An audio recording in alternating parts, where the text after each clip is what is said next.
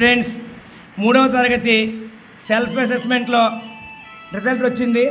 English మార్క్స్లో మరి highest వచ్చినటువంటి కుల్సుమ్, బేగం, షాదిక్, అసీక్. ఒకసారి గట్టి చప్పట్లు కొట్టండి, గట్టి చప్పట్లు కొట్టాలి. అలాగే కుల్సుమ్ నీకు ఎన్ని వచ్చాయి? 46. గట్టి క్లాప్ కొట్టాలి, గట్టి క్లాప్ కొట్టాలి. బేగం నీకు ఎన్ని వచ్చాయి? 46. Again clap. నీకు ఎన్ని వచ్చాయి? షాదిక్ 46. నీకు కూడా 46. సో ఈ ముగ్గురు పిల్లలు కూడా చాలా బాగా పెర్ఫామ్ చేశారు. వాళ్ళందరికీ కూడా మరొకసారి గట్టిగా క్లాప్ కొట్టాలి. నిజంగా గట్టిగా క్లాప్ కొట్టాలి. అందరూ రండి ఒకసారి, అందరూ వాళ్ళ పక్కన నిలబడండి.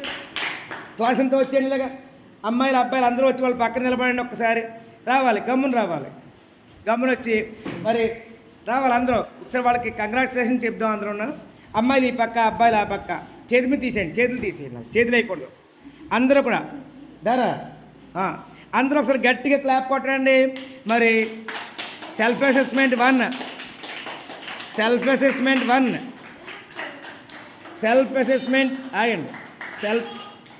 అసెస్మెంట్ 1లో 3rd క్లాస్లో ఇంగ్లీష్ మరి కుల్సుమ్ 46, బేగం 46, షాదిక్ 46.